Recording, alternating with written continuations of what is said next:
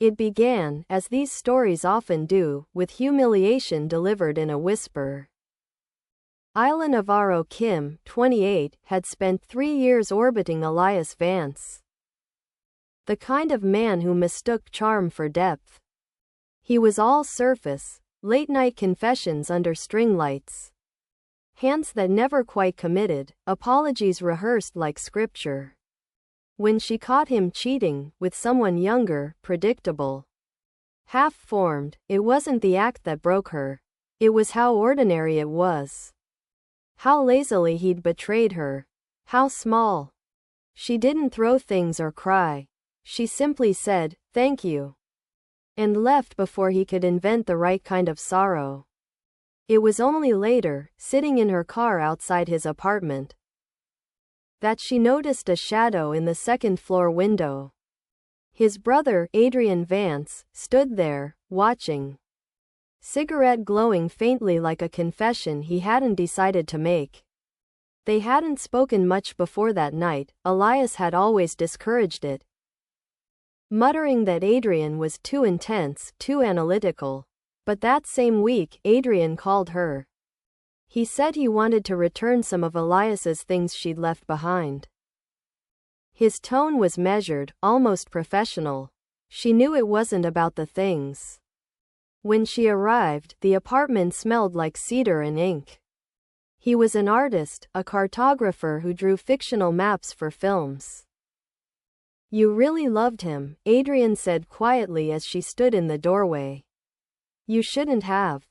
His honesty startled her. They talked for hours, not about Elias, but about everything else: grief, silence, the physics of forgiveness. There was no seduction, just proximity. The kind that hums between two people who recognize ruin in each other. Over the next few weeks, she visited again. He showed her his maps, worlds stitched from regret, rivers shaped like veins. "Every boundary is a story someone decided to keep," he told her once. She began to see her own heartbreak the same way, just lines she could redraw. The first time they kissed, it wasn't hunger. It was understanding. The kind that feels like exhaling after years of holding your breath.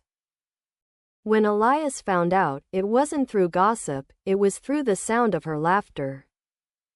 He came to Adrian's studio one night, drunk, demanding explanations. "You knew what she meant to me," he shouted. Adrian didn't flinch. "That's exactly why," he said. The fight was short, ugly, inevitable. Isla watched it from the doorway, the two men circling the same wound, both wanting to own it. When it was over, Elias stormed out, muttering that she'd only done it to hurt him. Maybe she had. But as she turned to Adrian, his hand trembling against hers, she realized something terrible and true: revenge had been the doorway, but love had walked through it first. In the months that followed, they built something fragile but real. Adrian moved slower than Elias ever had, careful, deliberate, as though afraid to repeat his brother's architecture of deceit. Yet every tenderness was haunted by comparison. Sometimes, in the dark, she caught echoes of Elias's laughter in Adrian's breath. Sometimes, he'd look at her like she was both absolution and proof of his own betrayal. Love, she realized, wasn't cleansing anything, it was deepening the stain. One night, as they lay together in silence, she whispered, "Do you think he'll ever forgive us?" Adrian exhaled smoke toward the ceiling. "He doesn't have to. We already did his suffering for him." When she finally told him she wanted to leave, it wasn't because she stopped loving him. It was because she'd started hearing his brother's name every time she tried to say his. "We were supposed to break him," she said softly. "But I think we rebuilt him inside us instead." Adrian nodded, eyes glassy, already knowing she was right. "Then maybe that's the real punishment," he murmured. She left before dawn. No note, no closure, just a single folded map on his desk. Two continents merging at the center, no borders. Only the faint words written across the sea between them. Every revenge draws its own geography. By the second act, Isla Navarro-Kim had learned that falling in love with your ex's brother wasn't a rebellion, it was a recursion. She had thought she'd escaped the loop of betrayal by switching players. But what she'd really done was change the language of it. Adrian Vance loved her differently than Elias ever did, quietly, thoroughly. But always like a man walking through a house he wasn't sure he was allowed to live in. He treated her heartbreak like a shrine. Every time he touched her, it felt like penance for sins he hadn't committed. They moved in together by accident. One night became a week became a routine. She left clothes in his drawers, coffee in his kitchen, guilt in his silence. Their apartment smelled like turpentine and lavender, her perfume clinging to his unfinished canvases. The first time he said I love you, it sounded like confession. I shouldn't, he whispered. But I do. And for a while, that was enough. They built a private world suspended between tenderness and guilt. They didn't talk about Elias, though he was always there, ghosting their intimacy. Breathing between their pauses. Sometimes she caught Adrian tracing lines on her back like map routes, as if trying to find the border where she stopped being his brother's wound and became his own. But guilt is a jealous architect. It built invisible walls between them. One morning, Adrian began painting a new piece, a portrait. She thought at first, but when she looked closer, she realized it wasn't her. It was Elias, or some echo of him, the same crooked jawline. The same smirk she'd once kissed out of habit. Only the eyes were wrong, softer, haunted. Why him? She asked. Adrian didn't look up. Because he's the only part of you I can't reach. That night they didn't touch. She lay awake, staring at the ceiling, realizing she had become both muse and mausoleum. She had avenged herself so completely that she was now living inside the punishment. The next morning, she left for a drive upstate, needing distance, air, maybe repentance. When she returned, the studio was empty. The painting of Elias was gone, replaced by something new. Two figures standing on opposite sides of a river, their faces blurred. The current between them filled with crimson paint. Across the bottom, in Adrian's neat handwriting, he'd written, "Every bridge begins as a wound." There was no note, no forwarding address, just that single sentence and the faint smell of rain on the floorboards. She stood in the center of the room and laughed, soft and broken. Because she finally understood what she'd built. Revenge hadn't destroyed the brothers, it had braided them together inside her. She wasn't the ruin or the redeemer, she was the map that led them both back to the same place. That night, she traced her fingers along the edge of the painting until her hands were streaked in red. And for the first time since it all began, she whispered both their names in the same breath. Realizing they no longer belonged to either man, they belonged to the echo she'd become. By the third year, Isla Navarro-Kim had learned that love built on vengeance has no walls, it leaks. The apartment she once shared with Adrian Vance still smelled like smoke and turpentine, though he had been gone for months. She kept his brushes in a jar near the window, as if he might return to claim them. As if she hadn't already turned him into another kind of absence. The city outside felt foreign now, every street a repetition of the same quiet ending. She'd ruined one brother and lost the other. And somewhere in the middle she had lost the version of herself that used to believe punishment meant closure.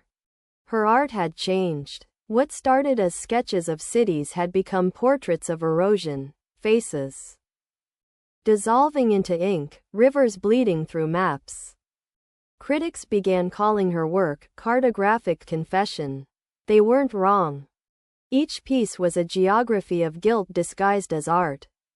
She never corrected them when they wrote that her new collection, Between Brothers, was inspired by loss. They didn't know that it was guilt she was memorializing, not love. Then, one evening, as she prepared for her exhibition's final installation, she received an envelope without a return address. Inside was a small folded map drawn in Adrian's hand. No names, no landmarks, just two identical figures standing on either side of a fault line that split the paper in half.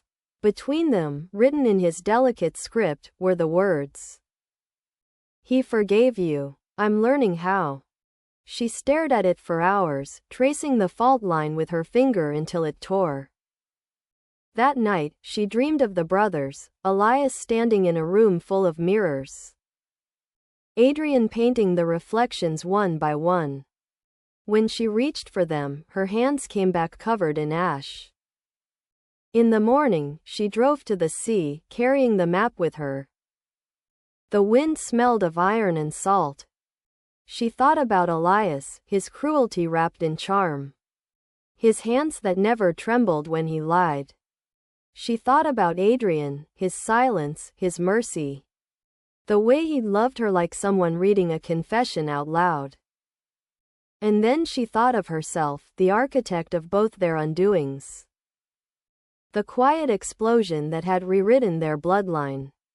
She burned the map on the shore, watching the flames eat through the ink until the paper curled into a small, perfect ruin. The ashes rose with the wind and disappeared into the horizon, two directions meeting in smoke. When she returned to her studio, she painted her final piece. It was called Fault Line. Two silhouettes facing each other, connected not by bridge or river, but by shadow. In the lower corner, she wrote, "Every love begins as someone's revenge." The exhibition opened to thunderous praise. Critics called it her most emotionally mature work yet. They didn't hear the faint hum beneath the gallery's sound system, the low static loop that played quietly under the music. If they had listened closely, they might have heard her voice layered in the noise, soft, deliberate, unrepentant, whispering the same two names, over and over, until they bled together into one. By the fourth winter, Isla Navarro-Kim had become the kind of woman people spoke of in half-truths and lowered tones, the artist who had loved two brothers and turned the fallout into legend. Her exhibition Fault Line had sold out in 3 days. Reviewers called her a poet of rupture. Universities taught her in courses titled Intimacy and the Architecture of Guilt. To strangers, she was a success story. To herself, she was an echo still returning to the same point. The night before her next opening, she dreamed of Adrian Vance for the first time in a year. In the dream, he was painting again, his hands streaked with red, his eyes steady. "You made the map," he told her softly. "You forgot the compass." She woke before he could finish. The dream left a taste like copper in her mouth. She'd spent the past months pretending at peace, giving interviews about healing, about art as forgiveness. She even rehearsed sincerity well enough to almost believe it. But the truth sat beneath every answer, pulsing. She didn't forgive, she converted. Every betrayal became material, every man a pigment. She no longer remembered what her love had sounded like before it turned into research. Then, one afternoon, she received an email with no subject line and no sender. Attached was a single photograph, her painting Fault Line, hanging in an unfamiliar room. In the corner of the image stood Adrian, older, thinner, wearing the expression of a man who'd been living inside memory too long. Beneath the photo, a single line of text, "I found the bridge." Her hands shook as she closed the laptop. That night, she drove out of the city, past the industrial edges where the air grew heavier with distance. She found the address embedded in the metadata of the photo, a small town by the river, where mist covered everything in the faint gray of absolution.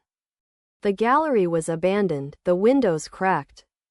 Inside, her painting hung crooked on the wall, and beneath it sat Adrian, staring at it as if it were still unfinished. "You came," he said, not turning around. "I didn't think you'd still," she began, but he interrupted gently.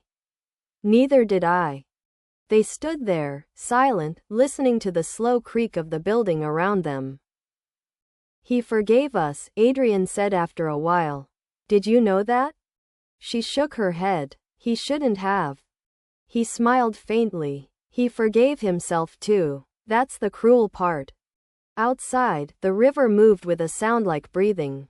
Isla stepped closer to the painting. The colors had faded, the crimson muted into rust, the dark lines nearly erased. She traced the shape of the shadow connecting the two figures and felt the canvas tremble under her fingers as if the surface remembered touch. "You came all this way," Adrian whispered. "What did you hope to find?" She didn't answer. Instead, she leaned forward, pressing her forehead against the painting. The smell of dust and oil surrounding her. "I thought maybe the map would lead somewhere else this time." "It never does," he said. "You just redraw it differently." When she looked up, he was gone. Only the faint imprint of his footsteps in the dust, leading back toward the river. She followed them outside, but the fog had already swallowed everything. The only sound was water moving over stone, steady, inevitable. Like forgiveness repeating itself. Back in the gallery, the painting now showed 3 figures instead of 2. The third stood between them, indistinct, bleeding softly into both. Below it, written in her handwriting she didn't remember writing. "Every bridge must learn to break itself." By the 5th and final year, Isla Navarro-Kim's name had become a myth told through gallery whispers and academic speculation, a story people recited when they wanted to sound like they understood pain. She fell in love with her betrayer's brother and painted her way out of hell, they said, but what they missed, what none of them ever understood, was that she never painted her way out, she only mapped herself deeper in. After the night by the river, no one saw her again. Her social media went dormant, her agent received unsigned packages filled with half-finished canvases and sketches of bridges that led nowhere. Each one was labeled with a single word: reversal, ruin, reflection, return. The critics called it a cryptic late period. Collectors fought over the scraps, paying fortunes for what she'd left behind. But beneath the layers of paint, restorers began to find something unsettling. Faces of 2 men, always faint, always fading. As if her art had begun to bury the brothers beneath her own image. 6 months later, an anonymous exhibition appeared in a warehouse in Portland. No announcement, no title, no artist statement, just a note taped to the door. "I am what the wound became." Inside were 7 massive paintings. All identical from a distance, abstract masses of black and silver, but up close you could see outlines of human figures entangled, dissolving, merging. The floor was slick with resin that reflected their shapes, so the visitors saw themselves in the same fractures. A low hum filled the space, not quite music, not quite voice. Like a breath repeating itself forever. On the final canvas, near the bottom right corner, was a phrase scrawled in faint graphite. "Forgiveness is just another form of possession." That night the building caught fire. The sprinkler system failed, and by morning, Every canvas had melted into a single fused sheet of glass and pigment. The fire department called it an accident. But the photographs taken before the blaze revealed something else. On the wall opposite the paintings, written in smoke, were 3 silhouettes, one kneeling, one standing, and one holding a map.